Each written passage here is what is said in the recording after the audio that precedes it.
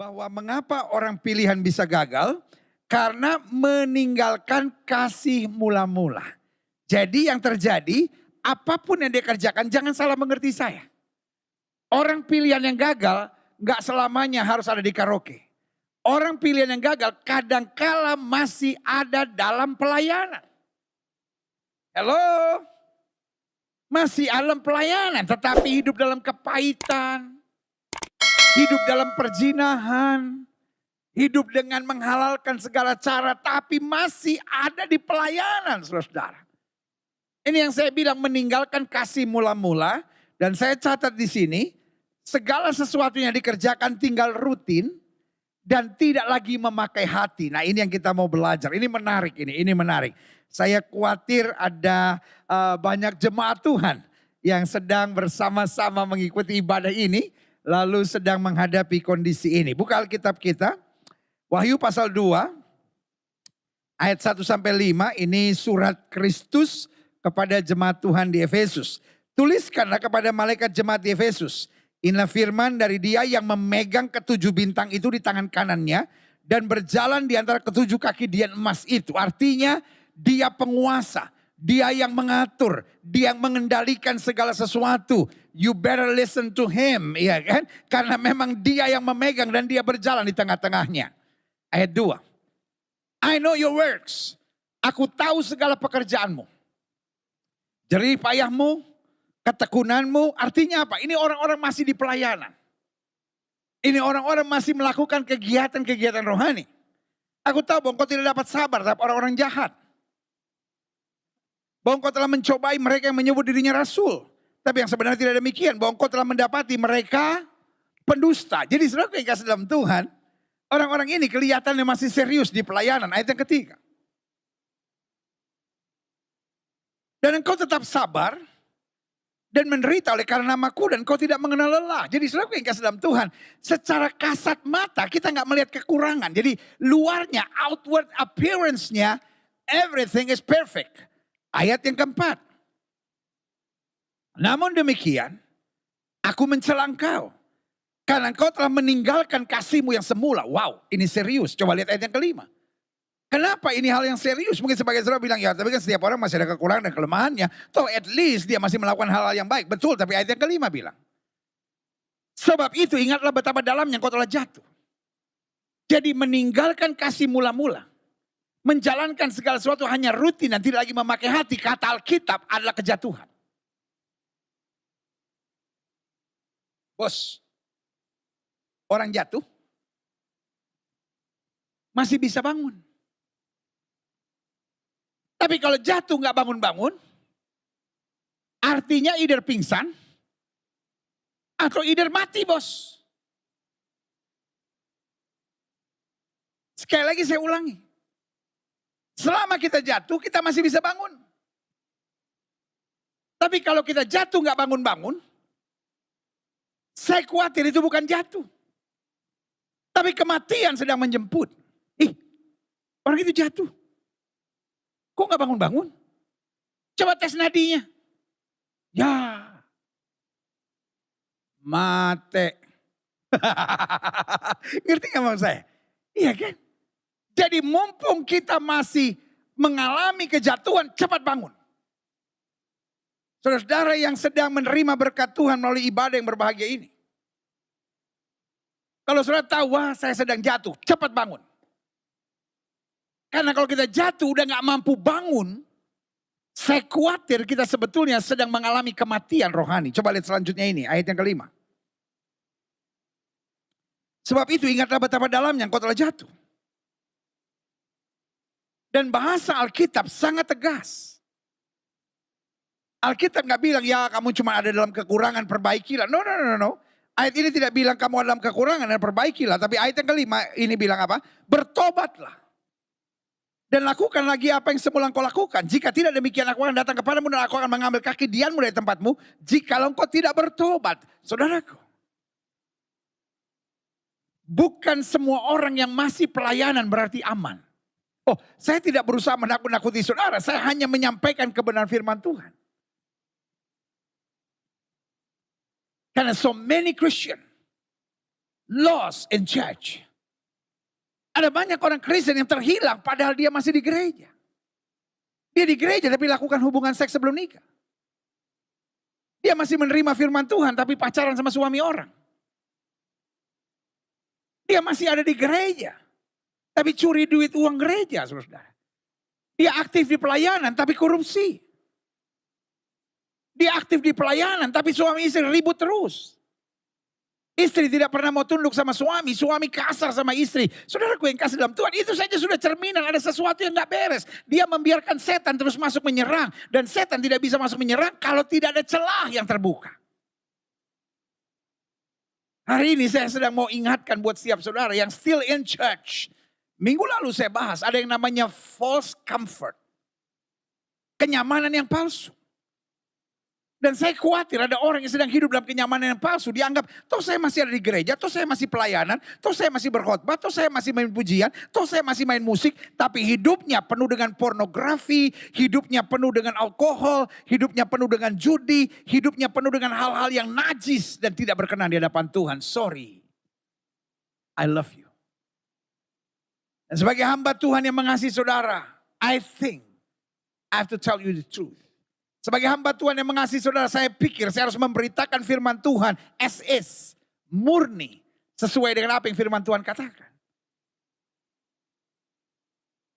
Alkitab bilang, aku tahu segala jerih lelahmu. Aku tahu engkau tidak sabar terhadap mereka yang menyebut dirinya nabi palsu. Aku tahu engkau tidak mengenal lelah karena namaku. Aku tahu bahwa engkau bahkan rela menderita. Tetapi namun demikian aku mencela engkau sebab engkau telah meninggalkan kasih mula-mula.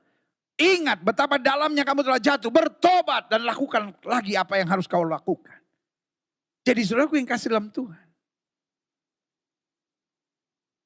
Ada orang yang ditegur Tuhan meskipun masih dalam pelayanan. Karena di akhir zaman. Tuhan sedang murnikan gereja Tuhan. Makanya Alkitab bilang, kegoncangan harus mulai terjadi di rumah Tuhan. Tuhan sedang menggoncangkan rumahnya. Supaya apa? Supaya nampak jelas. Kambing atau domba. Gelap atau terang.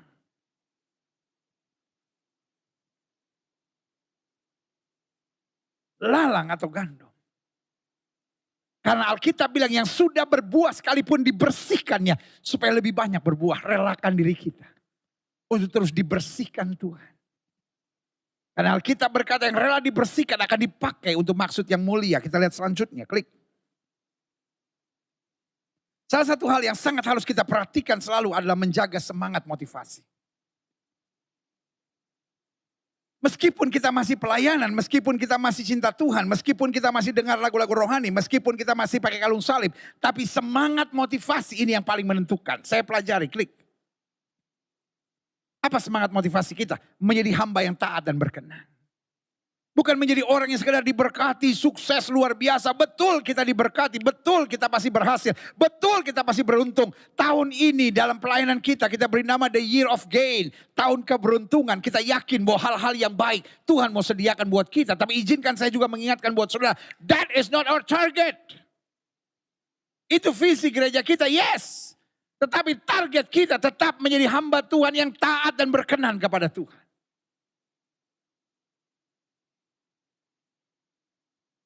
Apakah Tuhan bawa kita pada berkat yang berkelimpahan? Amin. Tetapi itu urusan Tuhan.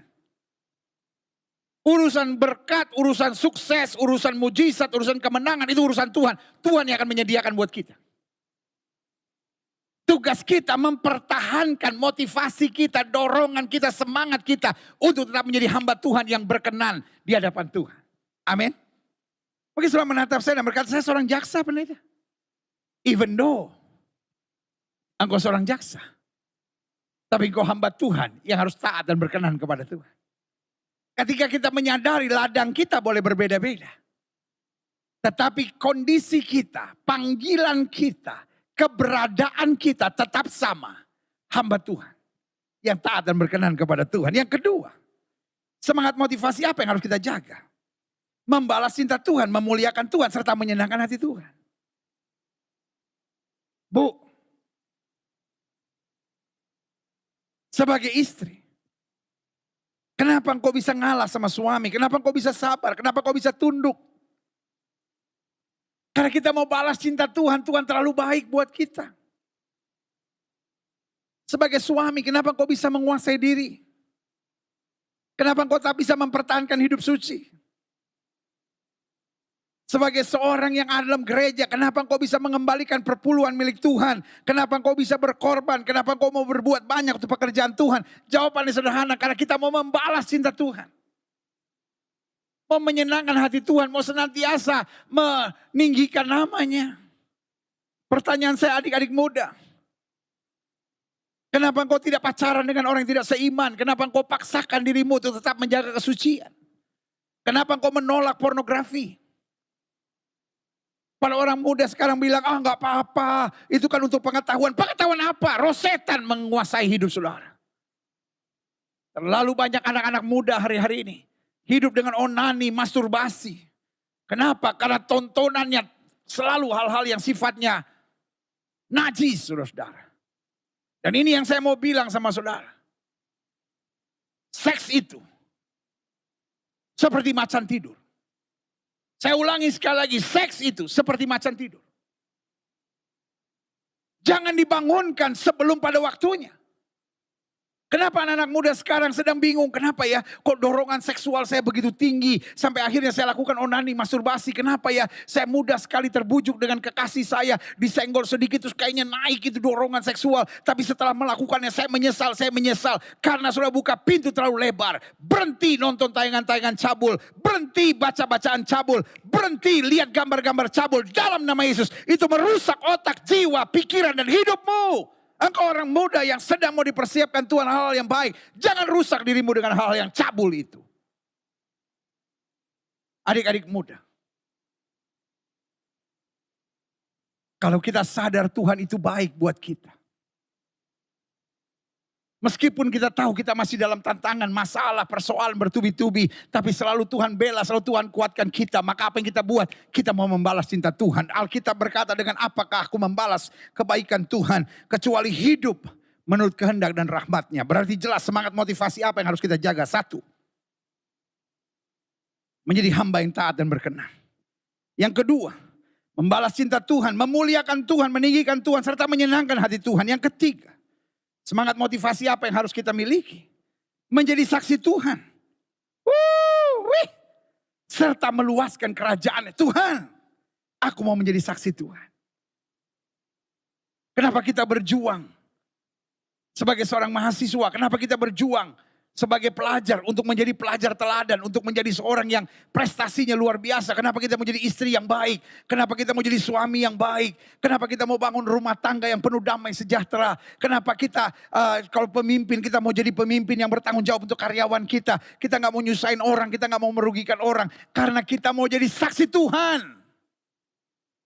Alkitab bilang supaya orang melihat perbuatanmu yang baik dan memuliakan Bapamu yang di sorga. Itu orang menjadi semangat dan motivasi kita. Jangan sampai orang lihat hidup kita, ya ampun. Katanya orang Kristen. Melawan suaminya terus, berkelahi terus rumah tangganya. Katanya orang Kristen. Sama pembantunya aja kasar. Katanya orang Kristen. Sama pegawainya aja pelitnya setengah mati. Katanya orang Kristen. Oh, udah maki orang, kebun binatang keluar semuanya. Dalam nama Yesus saya mau kasih tahu, engkau mempermalukan nama Tuhan. Anak-anak Tuhan Yesus harus berprestasi. Anak-anak Tuhan Yesus harus berintegritas. Anak-anak Tuhan Yesus harus menjadi orang yang bisa dipercaya dan bisa diandalkan. Dan semangat motivasi itu. Tuhan, aku jangan sampai mempermalukan nama Tuhan. Kalau aku seorang suami kasar pada istriku, egois dan kepala batu. Kalau aku istri yang selalu memancing keributan dalam rumah tangga, maka aku mempermalukan nama Tuhan. Kalau aku pacaran tapi aku raba-raba kekasihku. Aku hanya membangkitkan hawa nafsu seksual dalam diriku. Maka aku mempermalukan nama Tuhan. Tapi kalaupun kekasihku mengajak aku kencan hal-hal yang sudah terlalu buruk, terlalu najis. Saya harus berani berkata dalam nama Yesus keluar. Karena itu roh iblis yang sedang menguasai. Saudaraku, Semangat motivasi ini harus kita jaga. Yang pertama, kita harus menjadi hamba yang taat dan berkenan. Yang kedua, semangat motivasi kita harus membalas cinta Tuhan, memuliakan Tuhan, meninggikan Tuhan, serta menyenangkan hati Tuhan.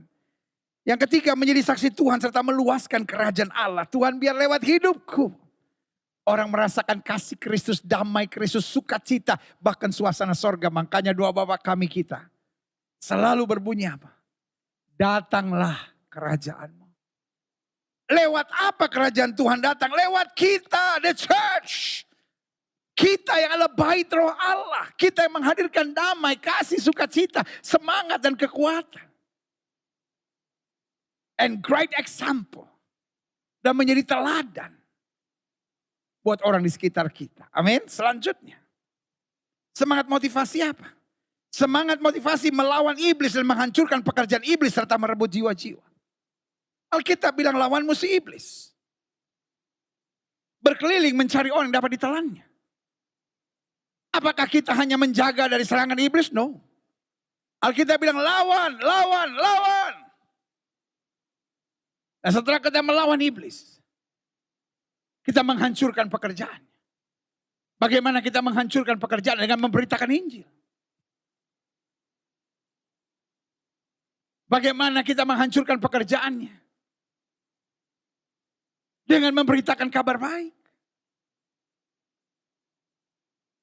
Ketika orang lagi benci dan dendam terhadap temannya. Lalu kita mendamaikannya, kita sedang menghancurkan pekerjaan iblis. Ketika orang pacaran sama suami orang. Lalu kita ingatkan. Kita layani, kita injili sampai dia bertobat. Kita sedang menghancurkan pekerjaan iblis. Ketika teman-teman kita lakukan hubungan seks sebelum nikah. Lalu kita injili. Kita ajak dia mengenal kebenaran. Sampai hari dia berhenti melakukan perbuatan itu. Itu namanya kita menghancurkan pekerjaan iblis. Jelas sampai di sini? Ketika suami istri mau cerai. Lalu kita bilang, wah memang laki lu gila kalau begitu. Itu artinya kita bagian dari pekerjaan iblis. Kalau kita saling menjelekkan sesama hamba Tuhan. Tahu nggak hamba Tuhan itu kan, iya memang dari dulu. Kita bagian dari pekerjaan iblis. Tapi ketika orang ada kepahitan. Lalu kita layani. Sampai kembali ke rumah Tuhan. Orang sedang ngomongin hamba Tuhan. Orang sedang ngomongin temannya. Orang sedang ngomongin orang lain. Lalu kita bilang sudah kita berhentilah. Jangan ngomongin orang lain. Kita lihat saja kebaikan Tuhan. Kita bicarakan tentang kasih karunia rahmat Tuhan yang luar biasa. Kita sedang menghancurkan pekerjaan iblis. Tapi kalau kita memanas-manasi orang, memang kalau gue jadi elu, gak bisa kita cuma sabar. Ada orang kan gitu kan, orang lagi panas dikipas ya kan. Kadang-kadang bukan cuma dikipas, dikomporin katanya. Dan yang paling parah bukan lagi dikomporin, kompor masih lama, di microwave-in 1 menit panas. Sadar, sadar. Saya sebagai hamba Tuhan ingatkan saudara, jangan mau terlibat dalam pekerjaan iblis. Kalau kita saling mengadu domba, kita saling menjelekkan, kita saling memanas-manasi, kita saling menggiring orang untuk melakukan hal yang keliru, engkau dipakai setan untuk hal-hal yang jahat. Tapi sebaliknya, kalau kita mengingatkan orang, kita mendoakan orang, kita menginjili orang, tanpa kita sadari, kita menghancurkan pekerjaan iblis dan menegakkan kemuliaan bagi nama Yesus. Yang setuju katakan amin. Yes. Jadi 4 ya, saya ulangi sekali lagi. Apa semangat motivasi yang harus kita jaga? 1, menjadi hamba yang taat dan berkenan. 2, membalas cinta Tuhan, memuliakan Tuhan serta menyenangkan hati Tuhan. 3, menjadi saksi Tuhan serta meluaskan kerajaan Allah. Yang keempat, melawan iblis, menghancurkan pekerjaan iblis serta merebut jiwa-jiwa dari kehancuran, dari kesesatan, dari neraka, masuk dalam kehendak kemuliaan Tuhan yang luar biasa. Yang saja katakan amin. Selanjutnya saya pelajari, klik. Sebab saya pelajari begini. Jika semangat motivasi ini tidak kita jaga. Maka yang timbul automatically yang setan mau ciptakan adalah kerutinan belaka. Iya kan? Nah saya pelajari, mungkin sudah menatap saya dan berkata, loh kenapa kerutinan adalah persoalan? Nah saya catat di sini begini, klik. Bahayanya kerutinan, yang pertama, timbul kejenuhan dan kebosanan. Ada suami yang lihat istrinya bosan. Ada istri yang lihat suaminya bosan. Ada banyak orang dalam rumah tangga lihat-lihatan sedikit berkelahi. Kenapa? Udah jenuh, udah bosan. Jadi kerutinan dalam rumah tangga, ya kan? Kerutinan dalam pelayanan, kerutinan dalam kehidupan orang-orang muda, akhirnya mendatangkan kejenuhan dan kebosanan. Dan di tengah kejenuhan dan kebosanan, orang mulai mencari-cari sesuatu. Kenapa orang akhirnya lari ke narkoba misalnya? Kenapa orang akhirnya mencari kepuasan dalam kenikmatan seksual misalnya? Kenapa orang akhirnya lari ke alkohol, merokok, ya kan? Lalu cari hiburan-hiburan tertentu karena kejenuhan dan kebosanan. Nah, iblis itu licik. Dia buat segalanya rutin, ya kan? Supaya timbul kejenuhan dan kebosanan. Sehingga kita mengharapkan sesuatu yang dapat menghapus kejenuhan dan kebosanan. Dan biasanya terseret pada hal-hal duniawi daging yang menghancurkan. Yang kedua saya pelajari, apa bahayanya kerutinan? Sehingga akhirnya kehilangan dorongan ketulusan hati. Ya. Istri buat sesuatu buat suaminya udah gak ada terima kasih. Dalam hatinya gitu ya udah pantasnya. Suami kasih gajinya kepada istrinya juga bilang kok kurang, ya ampun. Udah gak ada terima kasih karena udah gak ada hati. Jadi segala sesuatunya udah kehilangan ketulusan hati. Istri siapin kopi buat suaminya. Suaminya gak merasa lagi sebagai sesuatu yang wow. Ya kita udah nikah 12 tahun, pendeta kita udah nikah 15 tahun, ya memang harusnya dia sediakan gitu. Hello. Tidakkah sudah bisa menghargai? Ketika pembantu sudah buat sesuatu, ya kan saya gaji, betul, tapi kan dia manusia. Ketika driver saudara, ketika staff saudara berbuat sesuatu, masih bisa gak bilang terima kasih? Atau ketulusan hati kita sudah hilang? Iblis sudah menempatkan diri kita pada kerutinan sehingga kita anggap ya wajar, saya udah bayar, hello. Kenapa sudah perlakukan segala sesuatunya seperti barang? Engkau tidak lagi peluk anakmu dengan kasih. Dan berkata sayang, Papa bangga punya anak seperti kamu. Betul anak kita bukan malaikat, bukan sempurna, dia banyak kekurangan. Tetapi dia berkat Tuhan dalam hidup kita di rumah tangga. Kalau nggak ada dia, kita juga sedih. Betul? Kita sudah tidak bisa menghargai berkat Tuhan lagi dalam hidup kita. Kita bangun pagi udah nggak bisa bersyukur. Baru setelah kita tahu mahalnya harga ventilator. Baru setelah kita tahu nafas di rumah sakit waktu kita terbaring karena COVID. Itu sesaknya minta ampun. Tarik nafas satu persatu pun susah. Lalu tagihan dari rumah sakit bikin nafas kita sesak lagi. Saudaraku. Baru kita bisa bilang betul ya. Kalau saya bisa bernafas itu semua anugerah Tuhan. Itu bahaya kerutinan. Iblis akan membuat kita kehilangan ketulusan hati. Sehingga semuanya kita pikir sudah sewajarnya, sudah seharusnya. Selanjutnya klik. Bahayanya kerutinan. Kecenderungan akhirnya tidak takut Tuhan. Banyak komprominya dengan hal duniawi karena semuanya udah rutin. Kita seperti gak mengharapkan lagi Tuhan berbuat dalam hidup kita. Dan orang kalau sudah hidupnya rutin. Dia pikir bohong juga gak apa-apa. Dia pikir nonton tayangan-tayangan cabul juga gak apa-apa, normal lah pendeta ya. Namanya kan ya hiburan lah. Saudara yang kasih dalam Tuhan.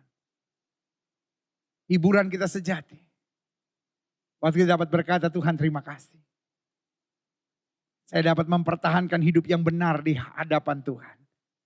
Karena hidup yang benar hari ini adalah perjuangan. Tapi Alkitab ingatkan saya bahwa orang yang menabur dengan air mata akan menuai dengan sorak-sorai. Yang setuju katakan amin. Selanjutnya. Apa bahayanya kerutinan? Kehilangan kehangatan cinta Tuhan. Yang mengobarkan semangat untuk selalu melakukan terbaik dengan segenap hati. Kan Roma 3 ayat 23 bilang lakukan segala sesuatu seperti kau lakukan buat Tuhan.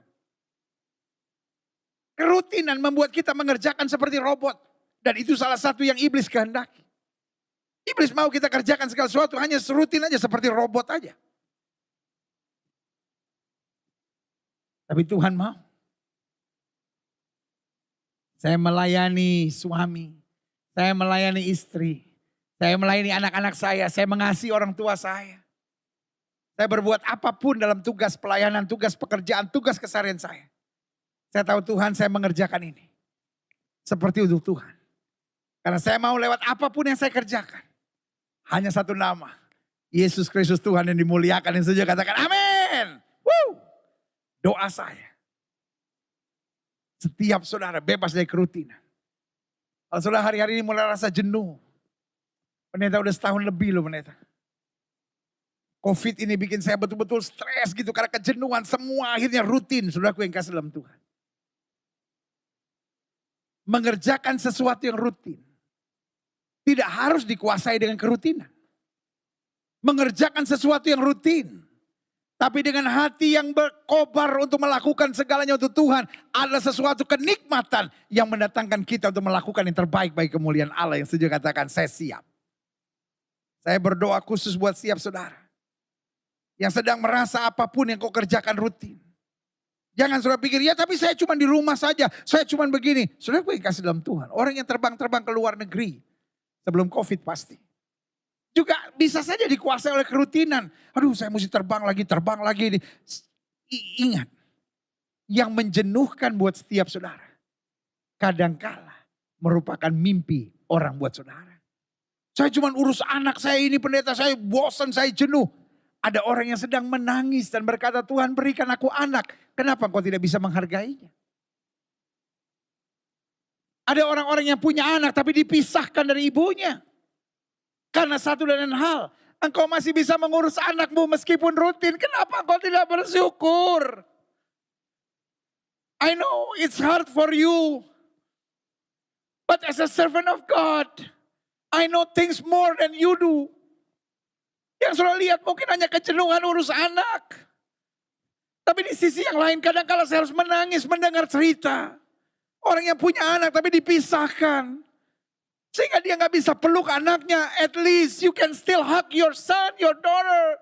Love her, love him.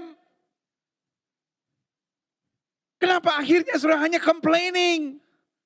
Iblis telah menguasai hati saudara. Sehingga saudara hanya merasa semuanya rutin. Saudara berkata, pendeta gak pernah ngalamin tapi saya cuma di rumah aja. At least engkau masih punya rumah. As a servant of God, saya harus menghadapi orang-orang yang gak punya rumah sama sekali. Hari ini kadang-kadang dia mesti tidur di masjid. Besok dia tidur di emperan. Besok lagi dia tidur di bawah pohon. Kenapa kita gak bisa melihat kasih Tuhan? Stop untuk complaining about the routine in your life. Every day is a new day. Bangun pagi setiap hari dan bilang hari ini hari berkat. Hari ini hari kemenangan. Hari ini hari sukacita. Hari ini hari yang baik. Hari ini saya akan memuliakan Kristus dan menjadi berkat buat setiap orang yang setuju katakan amin. Saya ngerti. Kadang-kadang kok merasa. My life is terrible. Tetapi hari ini saya mau bilang yang sudah anggap terrible. Adalah mimpi dari banyak orang. Yang sudah anggap is a mess. Sebetulnya adalah harapan dari banyak orang. Hope dari banyak orang. Bisa enggak engkau bersyukur? Jangan terjebak oleh permainan iblis. Apalagi di masa pandemi ini. Orang-orang sedang banyak merasa kok saya menghadapi semua rutin. Saudara yang kasih dalam Tuhan. Kita bisa melewati semua rutin karena pada dasarnya hidup ini rutin. But how just we put some energy on it. Gimana kita taruh semangat, sukacita, dan kesadaran bahwa anugerah Tuhan besar atas hidup kita. Kalau saudara setuju sama saya, angkat tangan kanan saudara. Sama-sama bilang anugerah Tuhan besar atas saya. Amin, kita lihat selanjutnya. Wow, saya berdoa betul-betul. Supaya setiap saudara kembali kepada your first love with God. Dan saudara ngerasain betul penyertaan dan pemeliharaannya. Ciri orang-orang yang kehilangan kasih mula-mula satu. Ada di pelayanan serta kegiatan rohani. Namun tanpa semangat dan kegairahan. Pokoknya lakukan aja, lakukan semuanya tanpa semangat dan kegairahan. Tapi orang yang masih cinta mula-mula pada Kristus. Dia melayani dengan syukur. Dia melayani dengan bangga. Dia melayani dengan berkata, Tuhan terima kasih aku masih boleh ada di ladang Tuhan. Meskipun berat, meskipun banyak tantangan. Tapi Tuhan tetap pembelaku. Tuhan sumber sukacitaku, haleluya. Selanjutnya. Ciri orang yang kehilangan kasih mula-mula. Melihat pelayanan, melihat tugas, melihat tanggung jawab sudah seperti beban. Ketika kita melihat pelayanan, jadwal pelayanan sebagai beban. Ketika kita melihat harus ngalah sama suami, harus mengasihi istri, harus mandiin anak, harus urus anjing, harus urus bersihin rumah. Kita anggap itu sudah beban, berarti engkau sedang kehilangan kasih mula-mula. You need special touch from Jesus. Mungkin banyak orang hanya mengkritik saudara. Mungkin banyak orang bilang, gak boleh gitu dong, gak boleh gitu dong. Saya datang bukan untuk mengkritik saudara. Saya datang untuk memeluk saudara dengan kasih dan memberitahu you need Jesus love in your heart. Engkau membutuhkan kasih Tuhan, engkau sudah terjebak pada kerutinan. Keluar dalam nama Yesus. I know it's hard.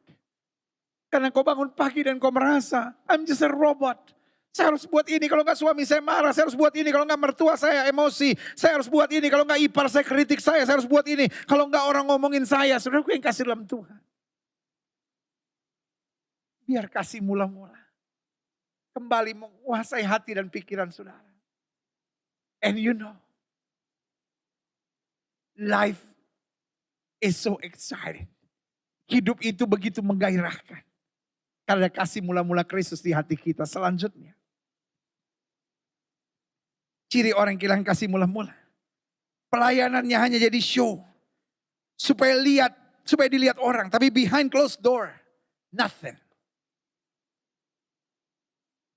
Zaman sekarang, zaman medsos. Jadi kalau dia siapin sarapan buat suaminya. Hai guys, lagi siapin sarapan nih buat suami. Tapi behind closed door. Behind your camera. Nothing. Hati sudah kehilangan sukacita. Engkau main sama anak saudara. Oh di instastoryin. Guys, anak-anakku nih. Wah luar biasa ya. Tapi behind closed door, behind your camera, nothing, kosong. Wah pelayanan, sudah upload. Wah saya melayani. Halo? Behind closed door, are you pray? Di balik pintu yang tertutup. Di balik kamera. Yang sudah show off di media sosial saudara. Sudah pergi ke gereja. Guys saya lagi online, ibadah online dengan Gilbert nih. But behind closed door. Did you pray? Did you worship God in a silence? Behind your closed door. Sudah betul-betul gak ada komunikasi sama Tuhan. Itu yang bikin jiwamu kosong. Karena engkau hanya pemain sandiwara. Engkau hanya buat apapun. Supaya media sosial saudara kelihatan keren. Supaya banyak orang yang like saudara. Nothing wrong with that. Jangan salah mengerti saya.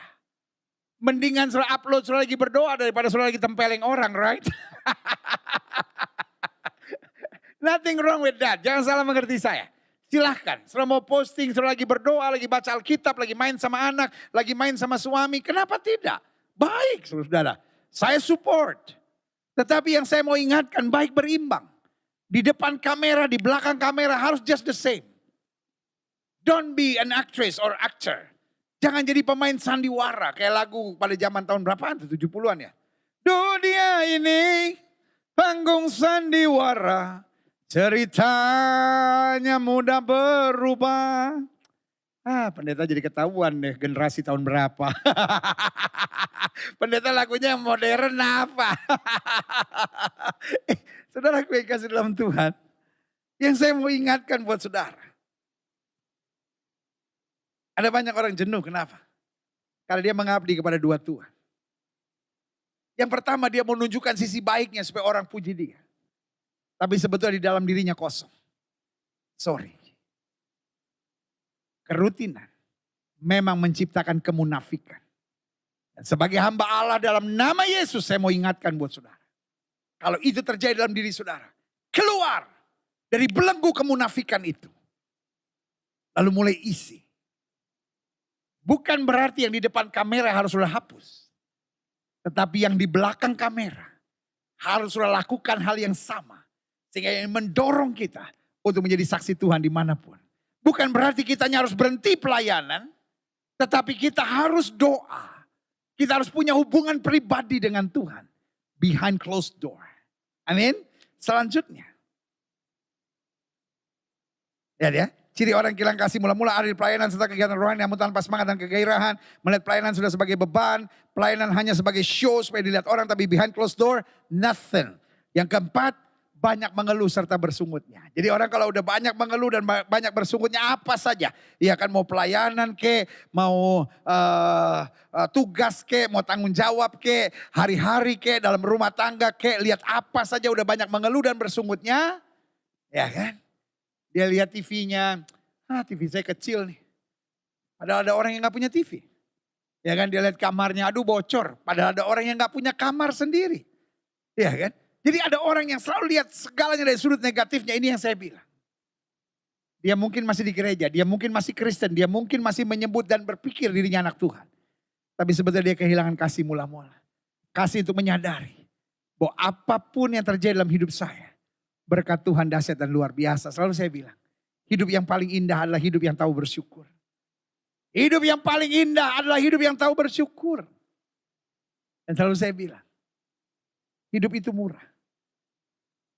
Yang mahal itu adalah bersyukurnya. Saya ulangi sekali lagi, hidup itu murah. Yang mahal itu bersyukurnya. Kalau kita bisa bersyukur, saya menyebut engkau sebagai orang kaya. Karena ada orang yang dapat apa saja mengeluh.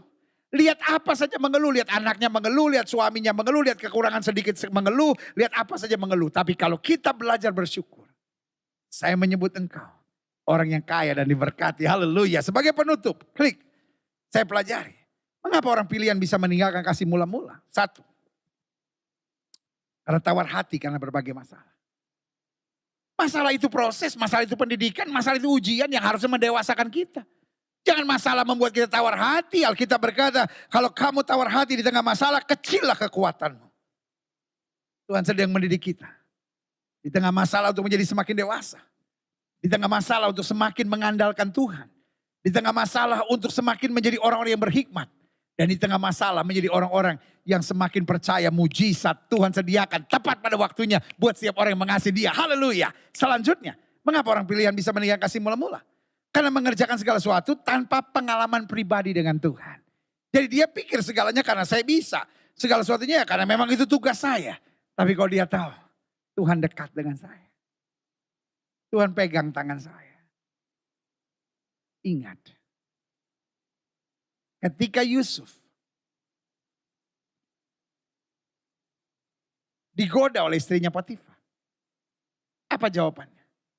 Tidak mungkin aku melakukan dosa yang besar itu di hadapan Tuhan. Yang dia ingat adalah Tuhan. Ketika Daud harus berhadapan dengan Goliat. Dia bukan melihat kebesaran Goliat yang begitu menakutkan baginya. Dia cuma bilang kau boleh mendatangi aku dengan pedang, tombak dan lembing. Tapi aku datangi engkau dengan nama Tuhan semesta alam. Yang dia ingat adalah Tuhan. Pengalaman pribadi dengan Tuhan. Yang kita jaga dan kita pertahankan terus menerus. Ini yang membuat hidup kita mantap dalam menghadapi apa saja. Yang ketiga. Mengapa orang pilihan bisa meninggalkan kasih mula-mula? Karena memiliki ekspektasi duniawi. Dia bukan menaikkan doa seperti Kristus yang berkata biar bukan kehendakku yang jadi. Melainkan kehendakmu yang terjadi.